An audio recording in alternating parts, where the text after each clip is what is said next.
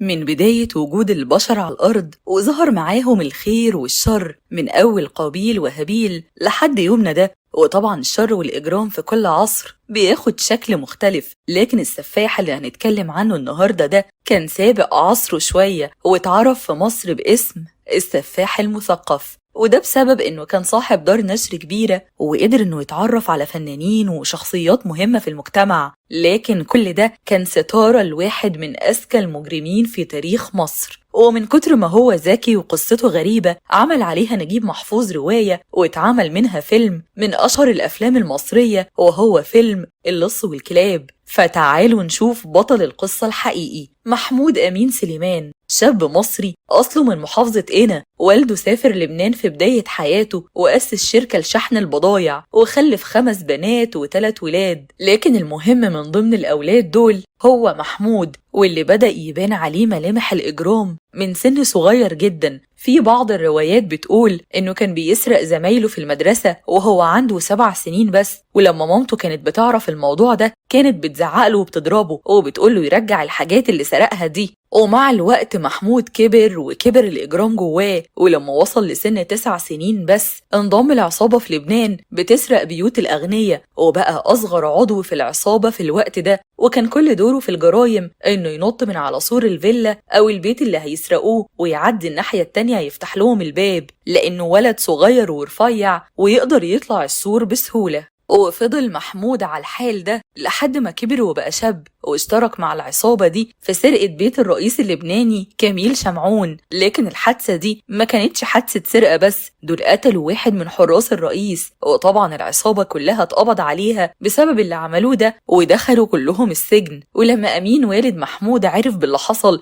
خاف على نفسه وعلى ولاده الباقيين وقرر انه يصفي كل شغله ويرجع تاني مصر. وبعد فترة قدر محمود انه يهرب من السجن في لبنان ويرجع على مصر مرة تانية، والمقربين منه كلهم كانوا بيقولوا انه ذكي جدا وشاطر في التنكر، وقليلين جدا اللي كانوا عارفين شكله الحقيقي من كتر ما هو بيقدر يتقمص اي شخصية بينتحلها. وبعد ما محمود رجع على مصر حاول انه يعيش حياة عادية وهادية لحد ما جه اليوم اللي والده توفى فيه، وساعتها محمود باع نصيبه من الورث وسافر علشان يعيش في اسكندرية لفترة من الزمن. والفترة دي كانت غامضة شوية في تاريخه، لأنه كان بيسافر بره مصر ويرجع تاني على اسكندرية ويفضل يكرر الموضوع لحد بعد فترة ما قرر إنه يرجع على مصر تاني، لكن المرة دي على القاهرة، وأسس دار نشر وقدر إنه ينتحل شخصية، لكن المرة دي كانت شخصية أستاذ جامعي، وقدر يوهم كل اللي حواليه إنه واخد دكتوراه، والناس كلها كانت بتتعامل معاه إنه الدكتور محمود. وبسبب الدرجة العلمية دي وإنه صاحب دار نشر فقدر إنه يقرب من صحفيين زي مصطفى أمين وشعراء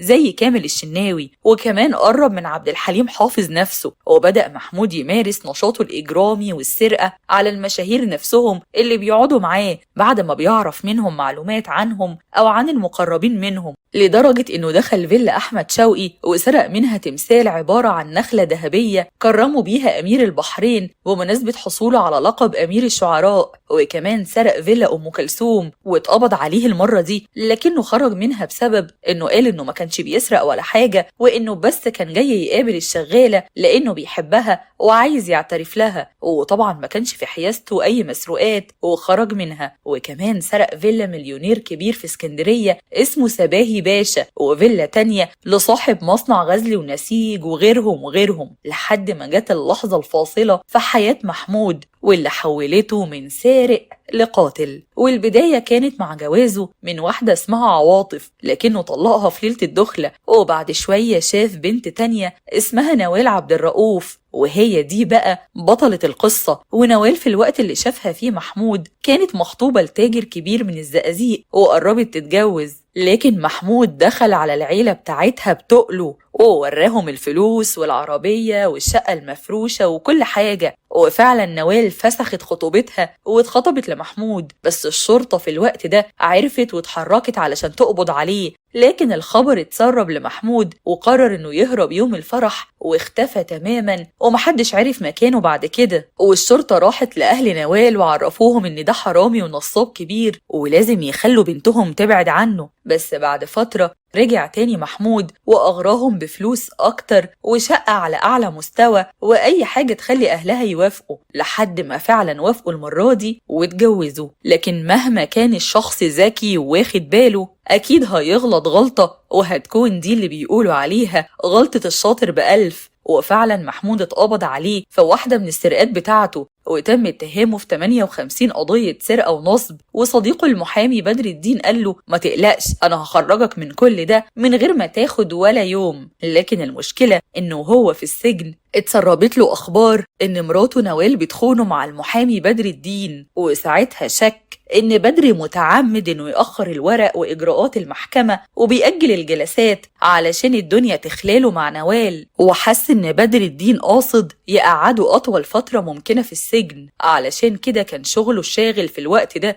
إنه يهرب من السجن وينتقم منهم، وفعلا قدر يعمل كده عن طريق إنه اتنكر وهرب من السجن. وزي ما قلنا قبل كده إن كل الروايات قالت إنه كان بارع في التنكر وبيقدر ينتحل شخصيات، مرة ضابط شرطة ومرة دكتور جامعي ومرة فنان. المهم بعد هروبه من السجن قدر انه يوصل على بيت نوال في اسكندرية، وفي الوقت ده كانت اخت نوال قاعدة معاها في البيت. ولما حاول محمود انه يضرب نوال بالنار ويقتلها فشل في انه يصوب عليها هي، والرصاص كله جه في اختها وقتلها. ونوال قدرت تهرب في الوقت ده، فهرب محمود بسرعة وفكر في الوقت ده انه عايز فلوس علشان يقدر يطارد نوال ويخلص عليها، فقرر انه يسرق فيلا مليونير اسمه بولفار. ولما دخل الفيلا وهو بيسرقها شافوا واحد من الشغالين في الفيلا، فضربوا محمود بالنار وخلص عليه، وعلى طول هرب مرة تانية وراح على فيلا بتاعت واحد من قرايب المحامي بدر الدين، وقال له انه جاي علشان يدور على بدر. والراجل ده قال له انه هيكلم بدر يجي دلوقتي وهو يعمل فيه اللي هو عايزه. لكن الحقيقة انه كان رايح يبلغ الشرطة ويقول لهم ان محمود عنده في البيت. ومحمود طبعا حس بالموضوع ده لانه كان ذكي جدا وشكاك في كل اللي حواليه، وقرر انه يهرب من الفيلا بسرعة. وصاحب البيت لما عرف نادى على الخدم علشان يوقفوه، وعلى طول الخدم جريوا عليه،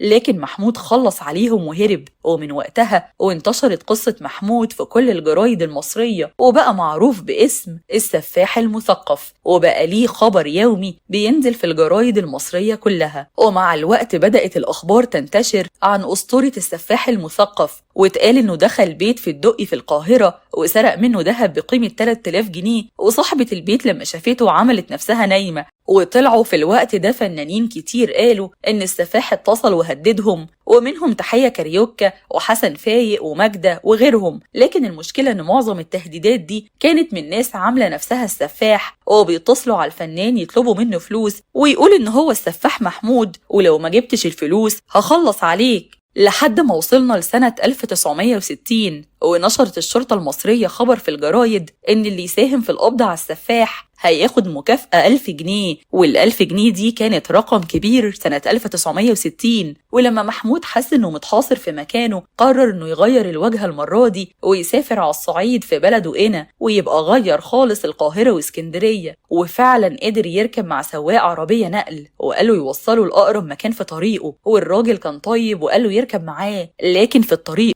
السواق أخد باله من مسدس في هدوم محمود وقلق وفكر هل ده السفاح ولا لأ. ولما قربوا من كمين شرطة على الطريق قال له السواق إنه هيهدي علشان يدي الرخصة للضابط، وده العادي طول ما هم على الطريق. بس محمود حس بالخطر واستنى لما السواق نزل ونط قعد في الكرسي بتاعه وساق العربية، وفضل يضرب نار على الكمين وقتل واحد من رجال الشرطة لحد ما قدر يهرب منهم. وفضل يمشي بالعربية مش عارف هيروح فين لحد ما ركنها في أرض زراعية، وفضل مستخبي في الأرض دي لحد ما قابل راجل بسيط كان حارس الأرض. لكن محمود قدر يضربه وأخد منه هدومه وساب الراجل في الأرض وساب هدومه في العربية وهرب. ولما الشرطة وصلت لمكان العربية خلت الكلاب البوليسية تشم الهدوم وتمشي وراها، ولأنه ماشي على رجليه ما قدرش يبعد قوي، وقدرت الشرطة تحدد مكانه في واحدة من مغارات حلوان. وهناك اتحاصر محمود بعدد كبير من الشرطة والأهالي اللي عرفوا إنه موجود في المغارة، وقرروا إنهم يحاصروه علشان ما يهربش. لكن محمود قال للشرطة على طلباته وإنه عايز نوال تيجي لحد هنا يخلص عليها بنفسه بعد كده يستسلم. وطبعا الشرطة رفضت الطلب بتاعه، وحصل تبادل إطلاق نار بينه وبين الشرطة لحد ما اتصاب ومات يوم 10 إبريل سنة 1960، وخلصت معاه واحدة من أغرب قصص السفاحين في تاريخ مصر، واتعمل منها أعمال فنية سواء روايات أو أفلام أو مسلسلات. وآخر حاجة حابين نقولها إن نوال طلعت بعد ما محمود مات وقالت إن عمرها ما خانت جوزها، وإن كل اللي حصل ده كان بسبب مشاكل بين محمود وبدر الدين، ومحمود كان عايز يلاقي مبرر علشان يخلص عليه، وده كان كلام على لسانها للصحفيين. فعلشان ما نبقاش ظلمنا حد قلنا نقول لكم الحكاية زي ما هي، ونتقابل في حكاية جديدة وبس كده.